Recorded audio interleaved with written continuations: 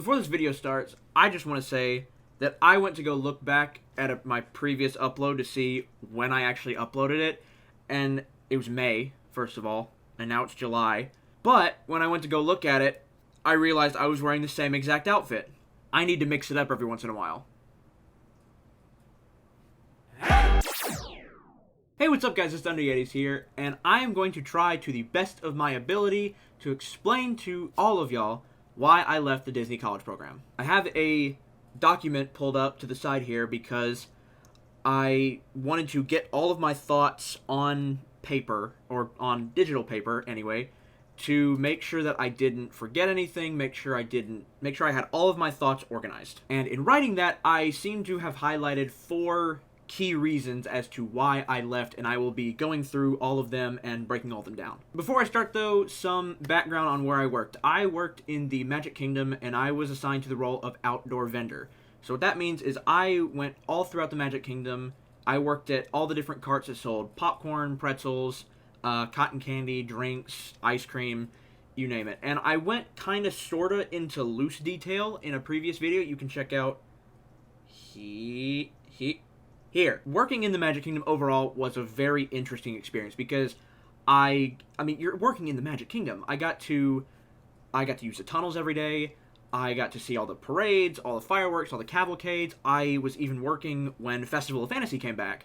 So I got a poster for, like, the day that came back. They were giving out posters to all the cast members, and I actually got one. I just spent way too long looking for that poster, and I cannot find it. Okay, back to the video. Like I said, I got to use the tunnels every day, so I got to kind of see how the Magic Kingdom operates on a technical level, and it was just really cool to see all that stuff, but there definitely were some drawbacks to working in the Magic Kingdom itself. In our training, they explained to us that there was a sort of stigma with working in the Magic Kingdom because it's the highlight of Walt Disney World. I mean, it's the first park. And what they explained to us is when kids come and they say, like, they come to the Magic Kingdom, or they go to, like, Epcot Studios, Animal Kingdom, they say, like, oh, I'm going to Disney World tomorrow. And some cast members are like, oh, but you're already in Disney World. They're like, no. I'm in Hollywood Studios. I get to go to Disney World tomorrow. So some kids associate Disney World with the Magic Kingdom. So they were like, it's critical that you maintain the peak performance of the Magic Kingdom. And that was just the background, and that's just the beginning. So I'm going to get into the 4 key reasons right now. Number 1, the big one, was jaw surgery. My jaw surgery has been scheduled.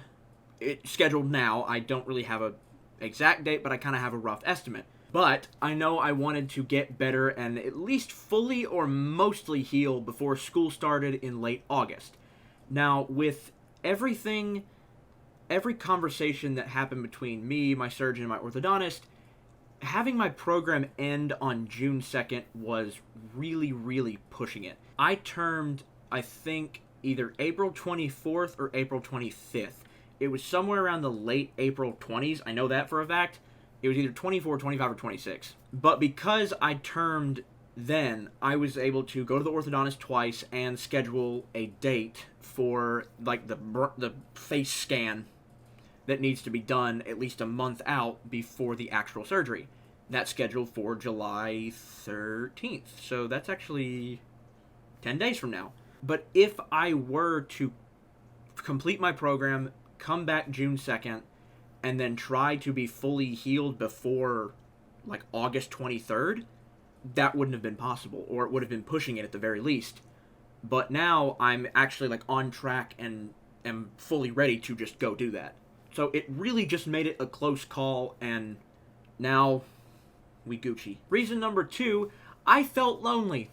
Around me are familiar faces, worn out. So the biggest way I felt lonely was in the term of roommates. Now, I had 2 roommates. One of them had been there since June, and my other roommate, he arrived the same day I did on January 24th. Now, the roommate that arrived the same day I did, he termed about 2 to 3 weeks in.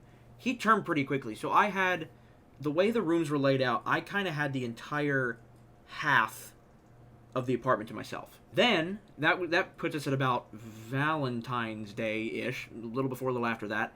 Then, my other roommate, he termed at the end of February. So from around the end of February to the end of April, I had the entire apartment to myself, which at the beginning was phenomenal. It was great. I loved having the entire apartment to myself. It was really cool. But the loneliness really set in once I realized that every single person was on so many different schedules, and my schedule was bizarre. So I can't speak for everyone, but what I have seen, at least on like Facebook groups and talking with other people who are still in the program right now, their schedules are somewhat consistent. Like, they're not perfectly like, I am working this day and ending this time, and from this day to this day every single week for the rest of my program. No, it's not like that, but at least there is some semblance of consistency. With ODV, it was just bizarre, because you could have shifts that would either be from like 7 a.m. to 2 p.m. You could have some that are like 9 to 5. You could have 12 to 12. You could even have 8 p.m. to 3 a.m. So having shifts like that made it extremely hard to go hang out with people and just be, or like explore. At least it was in my book, because a lot of the times I went into work late because I always ended up closing. So I would always get out at around either 11:15, anywhere from 11:15 to 11:15 p.m. to 12:45 a.m. But because I would get out so late, the way my brain works, I feel like I can't do too much before work because I feel like I'd be late to work. And I had to allow at least an hour from from leaving my apartment to clocking in. I had to allow an hour. And then I had to allow time to get ready and time to, like, get everything together. So it was a process to get ready. But getting off consistently at 1 in the morning, you were just tired and you just wanted to go to bed. And then that process would repeat just over and over and over again. And that, coupled with being by yourself in an apartment, it just made it really lonely. And so I just felt lonely. Reason number 3 is how everything was run. Now, I don't know how specific I can get into, because one of my roommates who left, he was the one that left later, he explained, like, yeah, you don't see a lot of negativity online from the Disney College program because they can kind of stop that. So I am trying to not bash the program itself. I am talking about my personal experiences.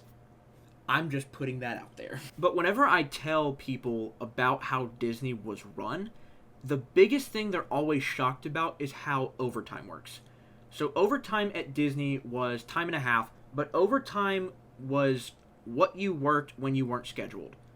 Now, some people, like certain adults in my life, like aunts, uncles, parents, grandparents, they're like, didn't you get overtime after 40 hours? I said, no. I got overtime for what I didn't work. And there were some weeks where I was scheduled between 45, 60 hours a week. And that was kind of, whenever I got a week that was like 35 to 40 hours, I was like, this is a blessing. This is easy. If I got a week that was like 45 to 50, that's kind of typical for ODV. But when it was like spring break was really ramping up, I was working consistently 55, 60 hours a week. And it took its toll. I'm not going to lie on you. But overtime, if I worked 50 hours a week, overtime was 50 hours, 0 minutes, and 1 second. That's when it started.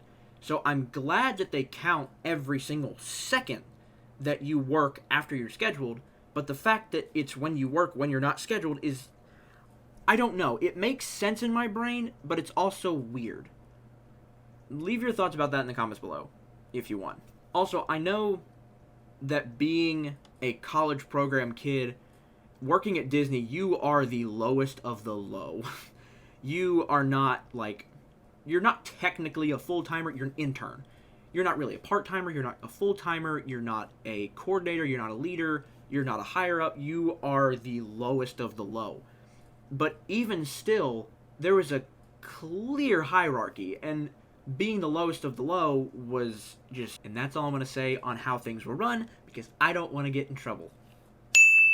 I love you, Disney. Look, I'm wearing... Oh, gosh, Look, I'm wearing your merch. I'm wearing your merch. There's a castle, right? Good gracious, I don't have coordination.